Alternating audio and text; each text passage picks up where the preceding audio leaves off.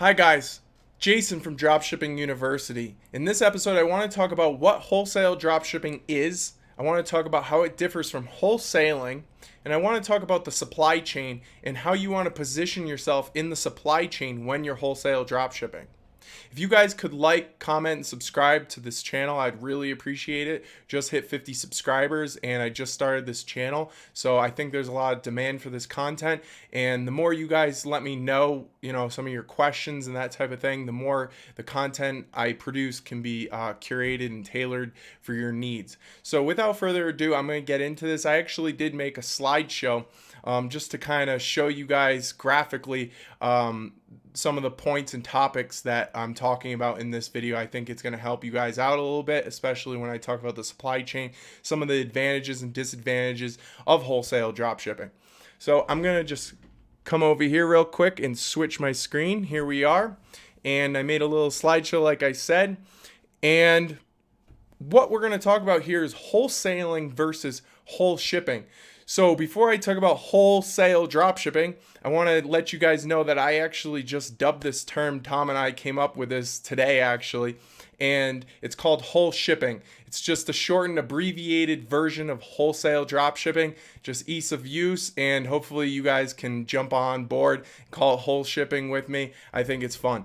Anyway, wholesalers and what wholesaling is completely different from wholesale dropshipping. Wholesalers are people who go and buy products, usually from liquidation sites or government auction sites, and they'll actually warehouse the products, go through it, and then they'll resell it onto a marketplace. I have a buddy down in New Jersey, Zach, and he has a little warehouse in New Jersey, and he has some workers that they buy pallets and they go through the pallets and then they resell it on Amazon and eBay and that sort of thing. So usually you can get really good margins with wholesaling, but I want to make this really clear that it's very different from wholesale dropshipping. Wholesale dropshipping, we're concerned with using a third-party distributor for our order fulfillment. So we're actually dropshipping. That's really, really, really key. Wholesaling, okay, you're actually buying the product and warehousing it, versus wholesale dropshipping, we're having a third party fulfill each order for us. There's the similarity, the overlap here is that both models purchase goods at wholesale prices. So that's where that wholesale term comes from in both of these words that we're talking about. So I can see how it can be a little confusing to people that haven't been in either of these business models before, but I really want to drive that point home that these are very different. Even though they are similar in the sense that you get prices at a wholesale rate, the way in which we're acquiring the goods and then redistributing the goods to the end consumer is very, very different. So we're going to go on here and I want to talk about a traditional supply chain as well. And this ties in to understanding what wholesale dropshipping is. I want to make these points very clear because I'm already getting a lot of questions about wholesale dropshipping. I don't think people kind of understand what this is all about. A traditional supply chain looks like this. Okay, you have a manufacturer. They're the people that actually create the product. That's part of stage one. You have two stages in a traditional supply chain. After your manufacturer produces the goods, usually they're going to go and send those products over to a wholesale distributor. Those wholesale distributors have buying power. They source from multiple manufacturers, source multiple brands, and they'll buy hundreds and thousands of units at a time. They have their own warehouses, sometimes many warehouses. And then they pass on those products to a retailer or reseller. And that's where we want to position ourselves in a traditional supply chain. Okay, we're resellers. We're concerned with selling products to end consumers, which is the fourth stage of this traditional supply chain. If you guys want to pause this video and read these captions that I put in, I actually wrote all this. I didn't steal this off the internet. This is original work that I came up with, and I hope you guys, if you guys have any questions about a traditional supply chain, let me know. But I really want to talk about our position here, which is number 3 in a traditional supply chain as a retailer. Okay, some people call them resellers. It's the same thing. We're concerned with getting that product to the end customer. And not all the time this supply chain isn't always going to look like this.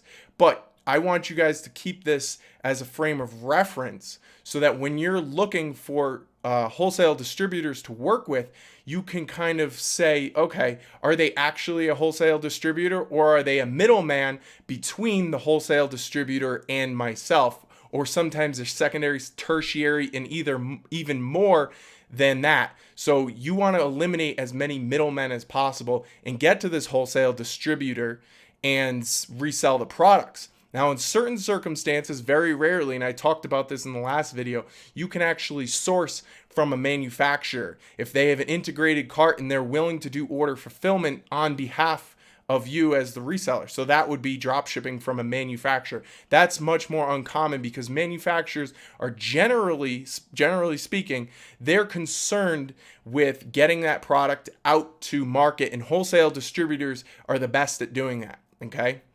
So hopefully you guys understand what a traditional supply chain, looks like. And I want to say again, this isn't always how the supply chain is going to look, but this is the four parts of most supply chains. Okay. So let me just move on to some advantages now. We're going to talk about the advantages and disadvantages of wholesale drop shipping. And I had some people in our new Facebook group ask me, what are some of these advantages of doing this? Why would I want to do this? Well, most people know by now that eBay has gone about and put in some policy changes that restrict us from doing our online retail arbitrage model, which was selling products from Amazon or Walmart or any other retail website or marketplace. And they put in some some actual restrictions on us. So now we have to abide by their changes. And I read in my last episode, I'm going to actually link it up here in the description. There's a little I that'll come across, and I'll link it as a tag so you guys can go back and watch that. And I actually talk about that in depth.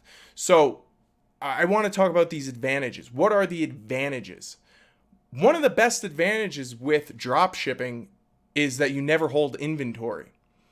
Going along with that is that you're always going to be cash flow positive, or some people call it cash conversion cycle. You're always going to have a positive cash conversion cycle. What that means is that you're never putting money out there on the line for product. Okay, you're not warehousing product. That's a huge advantage. I can't think of another business model that actually has no cash being put out for inventory or other major expenses. Now we could get into the nitty gritty and talk about, you need software, but all in all, you don't need much software, and you really don't have many expenses to start up with wholesale drop shipping. What you will need some other things like official business filings, like an EIN number, and I'm going to talk about that in the next slide. But all in all, you don't actually have to put out much money into wholesale dropshipping. So that's another advantage that I actually don't talk about in this, but I just put 3 points, try to get this point across as fast as possible. Another huge advantage is the fact that we have higher profit margins than online retail arbitrage. And I mean much higher profit margins. What we're realistically looking for is 15 to 45% profit margins. With online retail arbitrage, what were we getting? 4%, 5%, and we were on the higher side. We had some competitors that were selling at net even, or even some people were selling at a loss and just making money on the cash back. So that would be back end profit. And in my opinion, you're working uphill at that point. You're doing so much work for such little profit.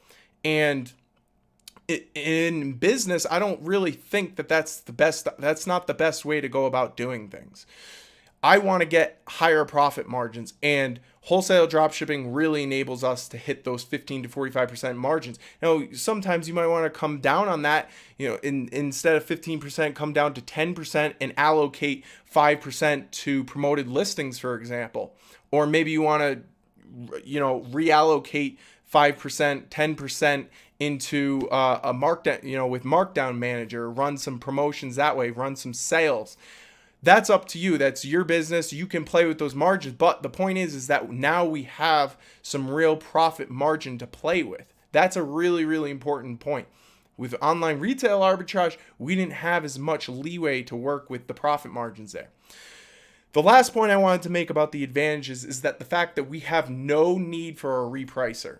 We really don't. With wholesale drop shipping, we are going to be selling products at a stable price. Those prices are static most of the time. I'd say 99% of the time, those prices are static from our wholesale distributor, unless they made some mistake when they first, they gave you their pricing sheet and the price was off the first time. Then they'll let you know, and you have to go in and manually change the price. That doesn't happen much. Say that happens very rarely. Most of the time, those prices are posted at what they are and they stay that way. I'm still selling products that I've sold 3 years, 2.5, 3 years ago at the same price as they were then.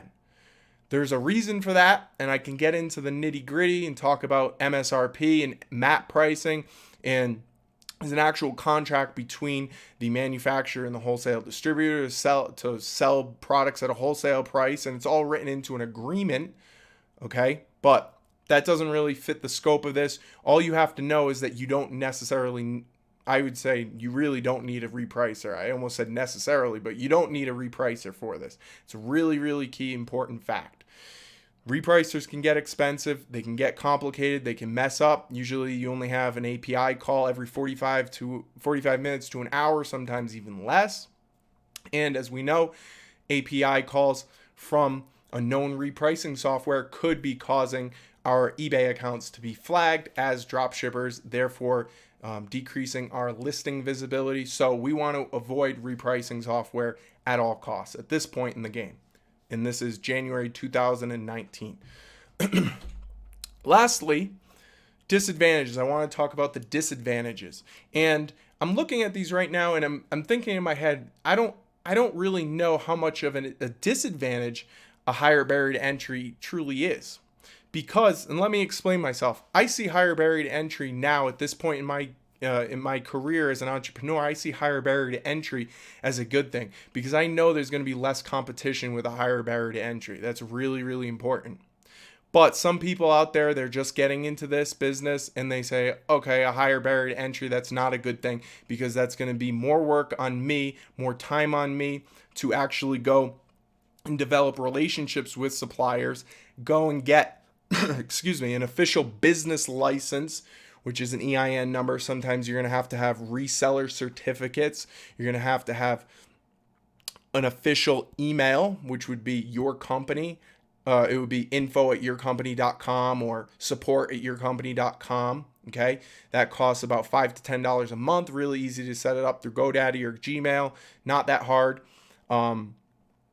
Sometimes you're going to need to have an official website, and they're going to go and actually check out your website, see what products you're selling, check out your About Us page, see how official of a business you are so that they can decide if you're worth working with. And so those things are barrier to entries, no doubt, but at the same time, if you're willing to go and get these things, if you're going to actually say, I want to make an official business and turn this into a long-term strategy, a long-term profit machine, well, you're going to have to go and actually take it to the next level. Lastly, this is definitely harder to automate. I'm not going to lie about that. It's much harder to automate. Online retail arbitrage in 2018, 2019 got to a point where the software could automate everything. Everything. Every process could be automated. But in this, it's not the case because the software hasn't met demand yet.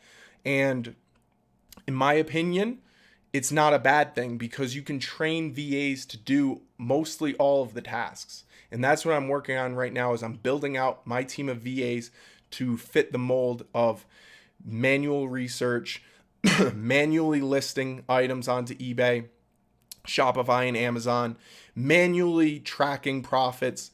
All these things have to be done manually at the moment. That's not to say that in the future they won't be, but at the moment we're dealing with manual